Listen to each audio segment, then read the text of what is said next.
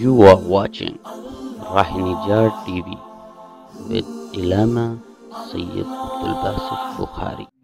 बादस हमदो सलात लाइके सत्ताज़ीम व तकरीम जमी हज़रात अस्सलामु अलैकुम व रहमतुल्लाहि ताला व बरकातुहू। मालिके लम यज़ल का हम पर करोड़ों एहसान है कि उसने हमें एक मर्तबा फिर अपने घर में बैठकर अपना और अपने हबीब मुकर्रम सल्लल्लाहु अलैहि वालैहि वसल्लम का ज़िक्र करने की तौफ़ीक अता फ़रमाई है। दुआ करें आज के उन्वान के हवाले से मैं यहाँ पर जो कुछ भी बयान करूँ, रब्बे ज़ुल जलाल मुझे हक़ और सच बयान करने और फिर हम सबको तमाम बातों पर अमल करने की तौफ़ीक अता फ़रमाए। जैसा कि आप लोगों के इल्म में है कि मगरिब आए रोज़ इस्लाम के शायर का मजाक उड़ाता है और वो तरह तरह की गुस्ताखियाँ, कभी नामूसे रिसालत पाक सल्लल्लाहु अलैहि वालैहि वसल्लम पर हर्जा सराई और कभी लारेब कलाम कुरान हकीम पर वो उंगलियां उठाता है।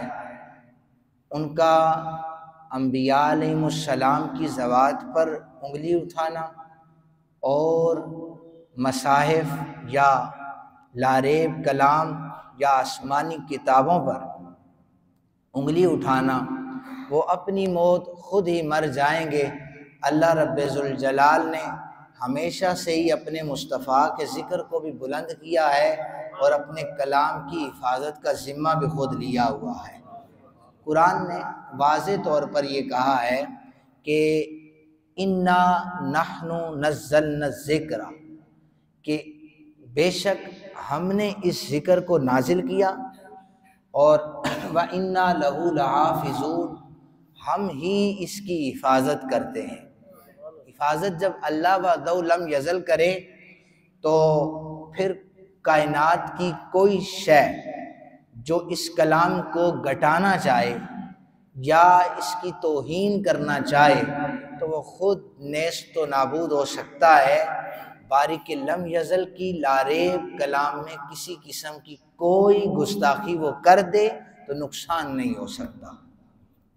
कुरान हकीम की हिफाजत के हवाले से तो मैंने आयत पाक पढ़ी है कि जिसमें रब्बे ज़ुल जलाल ऐलान फरमा रहे हैं कि हिफाजत हम खुद करते हैं। अब ये कुरान जब नाजिल हुआ तो इसकी तदवीन के, इसकी हिफाजत के 3 दौर जो हैं उलमा ने लिखे हैं। पहला दौर रिसालत माप सल्लल्लाहु अलैहि वालैहि वसल्लम का दौर था। उसके बाद आपके ज़ाहिरी विसाल के बाद तदवीन कुरान का जो दूसरा दौर था वो हज़रत अबू बकर सिद्दीक रज़ी अल्लाह ताला अन्हो का दौर था। तीसरे नंबर पर जब आपका विसाल हुआ तो फिर हज़रत उस्मान गनी ज़ुन्नुरैन रज़ी अल्लाह ताला अन्हो आपका दौर आया। आपने फिर कुरान हकीम को जमा किया, सरकारी सतह पर लोगों तक इसके नुस्खों को पहुँचाया। नबी पाक सल्लल्लाहु अलैहि वसल्लम का आपके ज़माने में कुरान हकीम जब नाजिल होता था, मैं इसलिए ये चीज़ें अर्ज़ कर रहा हूँ कि मगरिब चाहे जितनी मर्ज़ी इस कलाम को घटाने की कोशिश करे तो वो खुद नेस्तो नाबूद हो जाएगा। अल्लाह इस कलाम को मज़ीद बुलंदियाँ अता फरमाएगा। स्वीडन में कुरान पाक को नज़र आतिश किया गया। हमारे दिल दुखे हैं, दिल ज़ख्मी हैं, लेकिन जो अहकाम बाला हैं, जो हमारे ही ठप्पे लगाकर इस मसनद पर जलवागर होते हैं, वो उनके सामने हाथ बांध कर बैठे हुए हैं और वो उनकी चाकरी कर रहे हैं। अल्लाह ताला हमें ऐसे हुक्मरान अता फरमाए जो गैरों की आंखों में आंखें डालकर बात कर सकें, और अल्लाह ताला हमें हज़रत उमर बिन खत्ताब जैसा हुक्मरान अता फरमाए, जिसने कैसर और किसरा के सामने जाकर कहा था कि तुम्हारी जो ये जाहो जलाल है, हम इसे जूते की नोक पर रखते हैं। उस वक्त का सुपर पावर, लेकिन आज के इस दौर में अमेरिका को कोई ललकार नहीं सकता हमारा हुक्मरान। हमारी पार्लियामेंट में अमेरिका कोई सुपर पावर को नहीं ललकार सकता, इसलिए कि ईमान की कमज़ोरी है। जिस भी किसी भी पार्टी से किसी का ताल्लुक हो, चाहे वो किसी भी पार्टी का दौर हो, तो वो उस पार्टी के दौर में आप देख लें, किसी सुपर पावर को कभी किसी ने नहीं ललकारा। उसकी वजह यह है कि इनका ईमान इतना कमज़ोर हो चुका है कि ये दिल में बुरा जान लेते हैं और उनके हाथों में हाथ डाल लेते हैं। नबी पाक सल्लल्लाहु अलैहि वसल्लम के ज़माने में कुरान हकीम जब नाजिल हो रहा था, तो सहाबाए किराम रिदवानुल्लाहि ताला अन्हुम अजमाइन आप कुरान पाक को हिफ्ज़ कर लेते थे, और फिर ये शान, इसे शाने बोलते हैं। ये जो पट्ठे ऊँटों की इस जगह की जो हड्डी होती है, ये बड़ी चौड़ी सी होती है और ये टूटती भी नहीं है जल्दी जल्दी। कसाई भी जब गोश्त अलग करता है तो इसे गोश्त हटा कर इस हड्डी को साइड पर कर देता है, ये टूट नहीं सकती। इसे शानों की हड्डियाँ कहते हैं। ये चौड़ी होती है ऊँट की, इन पर कुरान हकीम को लिखा जाता था, ये हड्डियाँ महफूज कर ली जाती थी।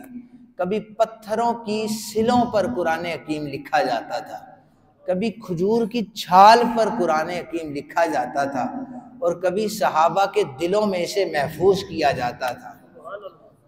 अब ये काम जारी था, तो नबी पाक सल्लल्लाहु अलैहि वसल्लम का ज़ाहिरी विसाल हो गया। ज़माना आया जनाबे हज़रत अबू बकर पाक का। अच्छा, हज़रत अबू बकर सिद्दीक मिन वो काम करते कि जो काम रिसालत माब सल्लल्लाहु अलैहि वसल्लम ने खुद किए हैं, कोई दूसरा काम नहीं करते। हज़रत उमर बिन खत्ताब रज़ी अल्लाह ताला अन्हु ने मशवरा दिया कि क्यों ना हम ये पत्थरों पर, छालों पर, हड्डियों पर लिखे हुए कुरान को जमा कर दें। पहले तो वो कहने लगे मेरे पाक नबी सल्लल्लाहु अलैहि वसल्लम ने तो ऐसा नहीं किया, अबू बकर की क्या मजाल है कि ऐसा कर ले। मशवरा सहाबा का बेहतर था, उनका हम हुजूर के खिलाफ नहीं जा रहे, लेकिन चूँकि उस वक्त कपड़े की कमी थी और इतनी चीज़ें अपडेट नहीं हुई थी, तो नबी पाक सल्लल्लाहु अलैहि वसल्लम के ज़माने में हड्डियों पर, छालों पर लिखा जाता रहा। अब थोड़ा कपड़ा भी हमारे पास मुयस्सर है, हम इसको जमा करते हैं। हज़रत अबू बकर सिद्दीक का दिल फिर भी मुतमईन नहीं हुआ। आप कहने लगे कि सहाबाए किराम के सीनों में जब कुरान मौजूद है, हमें क्या ज़रूरत है इसको मज़ीद जमा करने की, सहाबा इसे हिफ्ज़ कर रहे हैं। सबसे बड़ा मसला हज़रत अबू बकर सिद्दीक के दौर में जंग यमामा का था कि जब मुसैलमा कज़्ज़ाब ने नबूवत का दावा किया। इस नबूवत के दावे के बाद जब ये जंग हज़रत अबू बकर पाक ने लड़ी मुसैलमा कज़्ज़ाब से, तो 1200 से ज़ायद कुफ़ार शहीद हो गए। जिनके सीनों में कुरान था वो शहीद हो गए। अब हज़रत अबू बकर सिद्दीक से फिर सहाबा ने अर्ज़ की, हुजूर आप कुरान पाक को जमा करें, चूँकि जिनके दिलों में कुरान था वो तो इस दुनिया से चले गए हैं। जनाब अबू बकर पाक ने फिर इजाज़त दी, तो ज़ैद बिन साबित रज़ी अल्लाह ताला अन्हु, ये याद रखें कि सबसे बड़े कारी कुरान, अच्छी आवाज़ में पढ़ने वाले हज़रत ज़ैद बिन साबित है। इन्होंने, इनकी ड्यूटी लगाई गई कि आपने जो है ये कुरान हकीम को जमा करना है और ये काम सर अंजाम देना है। हज़रत ज़ैद बिन साबित ने इस काम को ahsan तरीके से किया।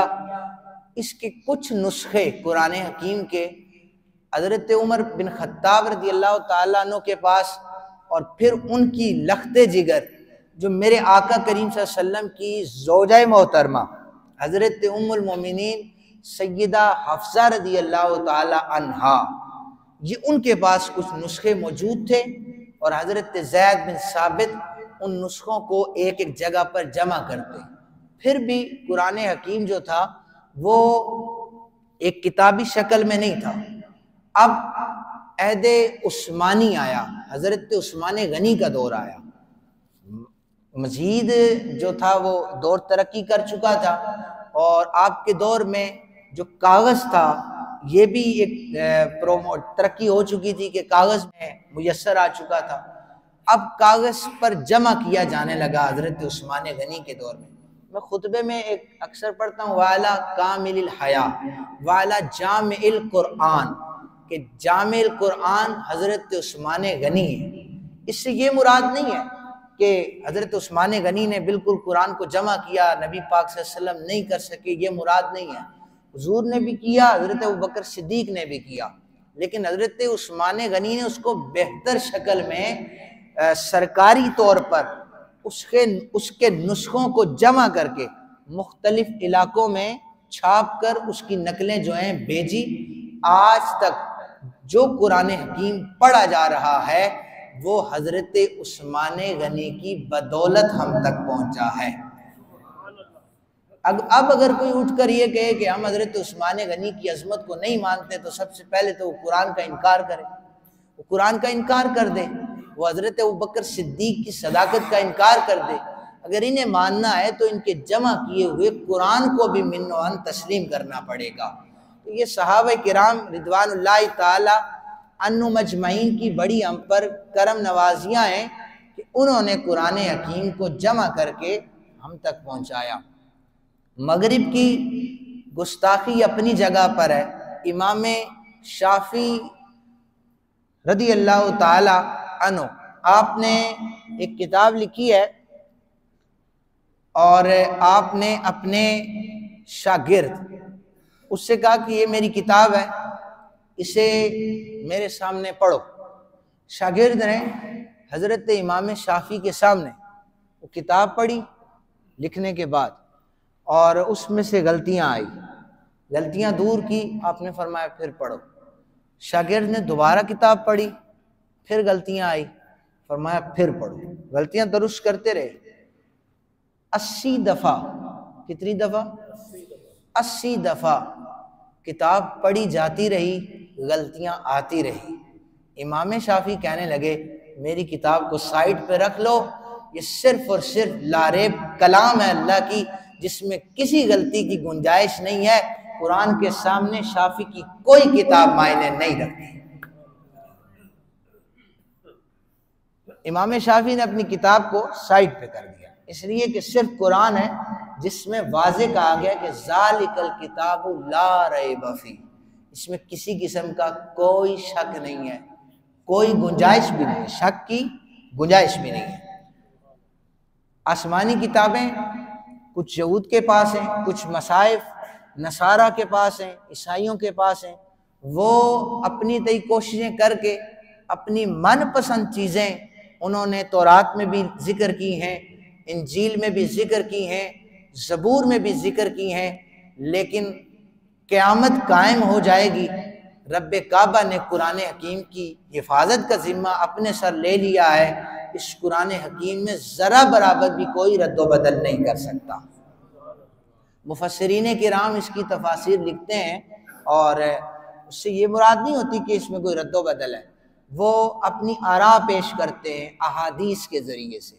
वो जो अदवार गुज़रे हैं मुहद्दिसीन और मुज्तहिदीन के अक़वाल वहाँ पर नकल करते हैं कि इस आयत का शान नुज़ूल ये है, इसका ये कॉन्सेप्ट देते हैं। तो अल्लाह ताला कुरान हकीम की हिफाजत फरमाता है। लेकिन अब हम सिर्फ स्वीडन के खिलाफ नारेबाजी करें, एम्बेसी के सामने चले जाएं। अभी स्वीडन में वहाँ पर एक शख्स ने लेटर लिखा है, वहाँ की अपना अवाम, वो मिस्री नयाद है लेकिन स्वीडन में रहता है। उसने लिखा है कि मुझे एहतजाज की इजाज़त दी जाए, मैं स्वीडन इनकी पार्लियामेंट के सामने जाकर एहतजाज करूँगा और मैं तौरात को इनके सामने आग लगाऊंगा। क्या कहा? तौरात को आग लगाऊंगा। उन्हें जब यह खबर हुई कि तौरात को आग लगाना चाहता है, उन्होंने इजाज़त नहीं दी। उन्होंने कहा हमारी किताब को हमारी पार्लियामेंट के सामने आग कैसे लगाई जाए, लेकिन उससे पहले उसने अपना एहतजाज वापस ले लिया। सिर्फ ये उसने बताया कि हम हरगिज ये नहीं कहते तौरात को आग लगाई जाए, हम हरगिज ये भी नहीं कहते कि इंजील की गुस्ताखी की जाए या ज़बूर की गुस्ताखी की जाए। हम सिर्फ ये बताना चाहते हैं कि हम मुसलमान हैं और हमारे नज़दीक सारी आसमानी किताबों को मानना ये ईमान है और फ़र्ज़ ऐन है। इनको मानेंगे तो हमारा ईमान मुकम्मल होगा। हरगिज़ मुसलमान इसकी इजाज़त नहीं देते, लेकिन आए दिन मगरिब कुरान हकीम को जलाता है। उसकी वजह आप लोग सुन लें। स्वीडन में कुरान पाक को आग लगाई गई है। उन्होंने आग लगाई है, किसी आयत में कोई कमी हो गई है या फिर उसके अहकाम में? उनके अहकामात तो जो हैं वो तो अमल ही नहीं करते। अब जो हमारे घरों में अलमारियों में रखा हुआ कुरान है, हम आग तो नहीं लगा रहे, लेकिन मुझे ज़रा अपने ईमान से बताएं, अलिफ लाम मीम से लेके वन नास तक आप में से कितने लोग कुरान पे अमल कर रहे हैं? कुरान हकीम की हिफाजत करने वालों, स्वीडन एम्बेसी के सामने जाकर एहतजाज करने वालों, बिल्कुल दिल छलनी है हमारे। मेरा भी दिल जख्मी है, आप भी गुस्से में होंगे, लेकिन मुझे ये बताएं, कुरान ने कहा है कि जना ना करो। क्या जना इस वक्त पाकिस्तान में आम नहीं है? शराब से मना किया है, क्या शराब सरेआम नहीं बिक रही? कुरान ने नशे से मना किया है, क्या नशा सरेआम नहीं हो रहा? कुरान ने वरासत के हुकूक, बहन भाइयों के हुकूक बयान किए हैं, क्या इसकी पायमाली नहीं हो रही? वो सिर्फ आग लगा रहा है। मुसलमानों, जो गुस्ताखियां हम कुरान करीम की कर रहे हैं, इनका रोना कौन रोएगा? बस दो नारे हम लगा लेंगे कि यहां से बड़ी रैली लेके चले जाएंगे, एहतजाज रिकॉर्ड हो जाएगा, एहतजाज रिकॉर्ड हो जाएगा। और ये भी अच्छी बात है, मैं इसको गलत नहीं कह रहा, लेकिन मैं एक सवाल मुसलमानों के सामने रखना चाहता हूं। अलमारियों में पड़े हुए कुरान पर जो गर्द जम चुकी है, वो हमें पुकार पुकार कर कह रही है कि मुझको जलाने वाला तो रद्दो बदल नहीं कर रहा, मेरे अहकामात जिन मुसलमानों के लिए थे, ये मुसलमान इस पर अमल क्यों नहीं कर रहा? हमने कुरान सिर्फ इसलिए रखा है कि अब्बा जी की रूह ना निकल रही हो, मदरसे के बच्चे बुलाएं और यासीन शरीफ पढ़ें जी पास बैठकर, ताकि अब्बा की रूह आसानी से निकल जाए। ये कुरान नज़ा की सख्तियों को ख़त्म करने नहीं आया था। और हमने इसलिए कुरान रखा है कि दुल्हन को जब घर में दाखिल किया जाए तो बड़ा कोई पुकारता है, ओ जी कुरान लेके आओ, सर पे रखो ताकि बरकत हो जाए। पूरा महीना शरीयत की धज्जियां उड़ाने के बाद सर पर कुरान रखा जाता है, और फिर घर में दाखिल करने के बाद दुल्हन के सामने कुरान रखा जाता है। हाथ रखो ना बेटी, कुरान की आयत पढ़ो, बरकत हो जाएगी। बेटी चाहे पूरी जिंदगी कुरान पर अमल ही ना करे। हमारी जिंदगियां कुरान के मुताबिक हैं। आप ना बोलें, इस पर बोलना बनता ही नहीं है, इस पर बनता ही नहीं है, जवाब ही नहीं है आप लोगों के पास। इसलिए कुरान को वो आग लगा रहे हैं। उन्हें तो अल्लाह ने ईमान नसीब नहीं किया। जिन्हें अल्लाह ने ईमान की ताकत दी है, वो क्या कर रहे हैं? वो क्या कर रहे हैं? कितने मुसलमानों के घरों में आज कुरान की तिलावत हुई है? हमने तो बस नारों पर जोर रखा हुआ है जी, हम नेस्तो नाबूद कर देंगे, हमें कोई स्वीडन का वीजा जारी करे, हम ये कर देंगे, फुला कर देंगे। लेकिन आपका ये कलाम आपके पास है, कितना अमल किया है? कितने मदारिस बनाए हैं? कितने मदारिस में तावन कर रहे हैं? कितने मदारिस में जिनको 4 बच्चे हैं उन्होंने मदरसे में दाखिल करवाए? उन्होंने एक ही सोचा है जी, बच्चे 3 ने अच्छी अच्छी पोस्टों पर चले जाएं, हाफ़िज़ कुरान नहीं बनाना, मौलवी बन जाएगा तो खाएगा कहां से? ये एक सोच है पुरानी, कम सोच है ये लोगों की कि मौलवी बन जाएगा। आप इस बात से खुश नहीं है कि एक हाफ़िज़ कुरान आपका बेटा है, तो बरोज़े महशर जब नफ्सा नफ्सी का आलम होगा तो हाफ़िज़ कुरान अपने अब्बा को जन्नत में लेके चला जाएगा। किसी किताब में लिखा हो कि PhD की डिग्री लेने वाला या किसी हॉस्पिटल का बड़ा डॉक्टर वो 7 बंदों को जन्नत में लेके जाएगा।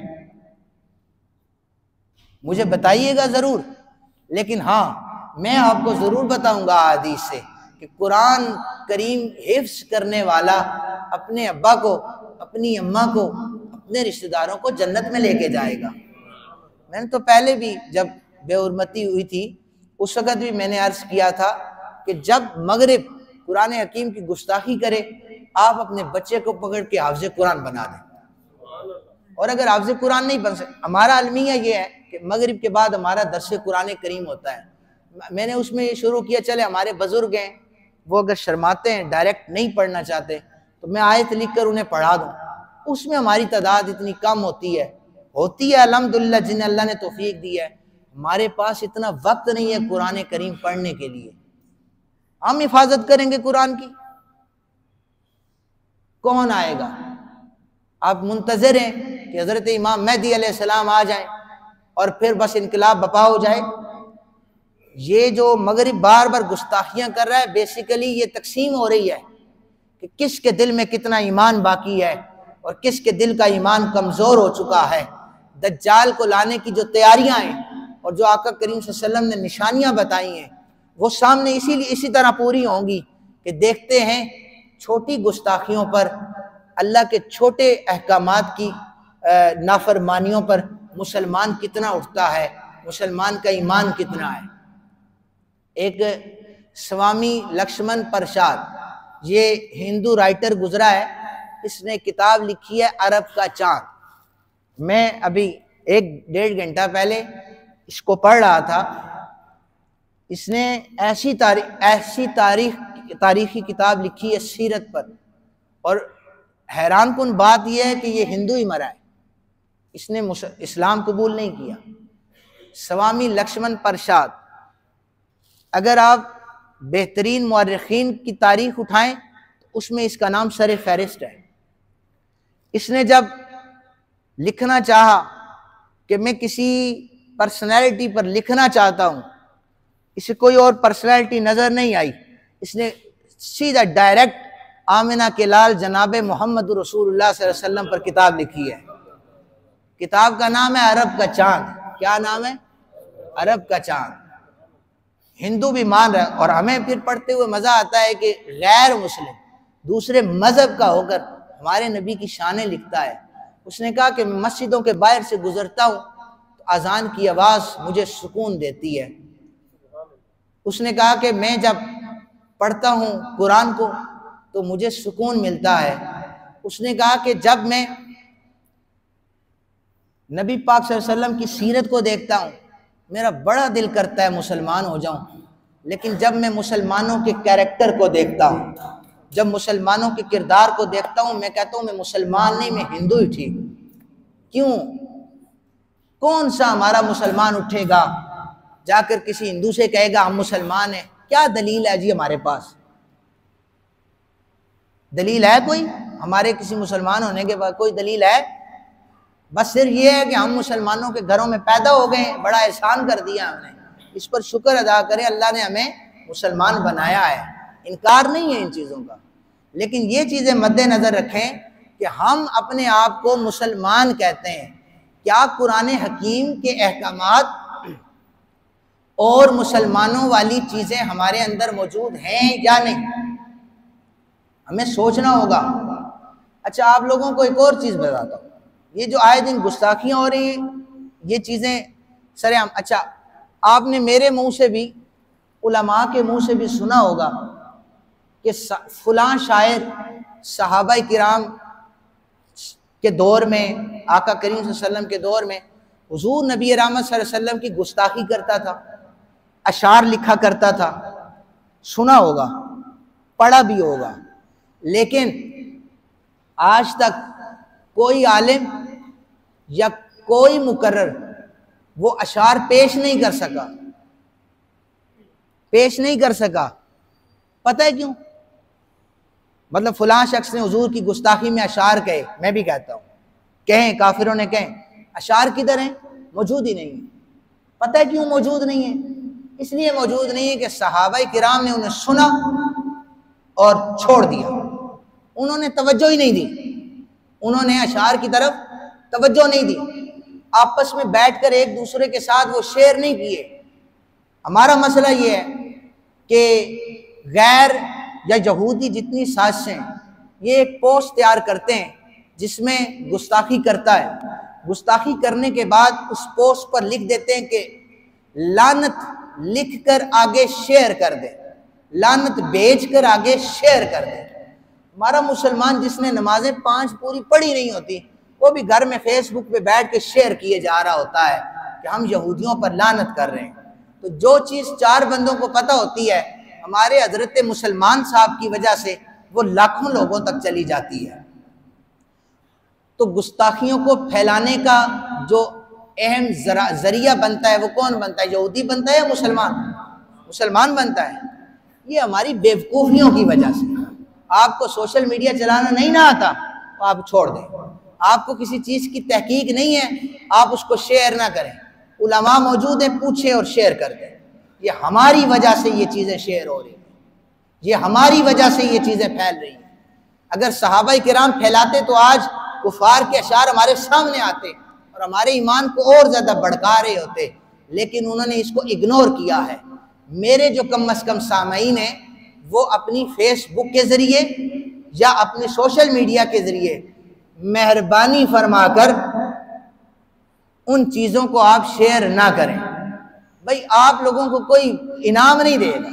अगर तो कोई इनाम दे रहा हो ना कि हजरत ने बड़ी इस्लामिक पोस्टें और बड़े अच्छे अच्छे स्टेटस लगा लिए हैं, तो फिर मुझे भी बताएं इनाम मिलता कहाँ से है? बगैर तहकीक के कोई चीज़ भी जब आप शेयर करते हैं आप गुनाहगार होते हैं, जब तक वो शेयर होती रहती है। इसलिए मगरिब अपनी मौत खुद मर जाएगा। अल्लाह ने इस कुरान हकीम की हिफाजत का जिम्मा खुद लिया है। आप लोगों पर लाजिम है खोल लें कुरान पाक। क्या करें? ज़रा इसको जाकर टाइम दें, घर में जाकर मोबाइल साहब को साइड पे रखें, कुरान पाक को सामने रखें, कुरान पाक को टाइम दें, आपकी बड़ी मेहरबानी होगी।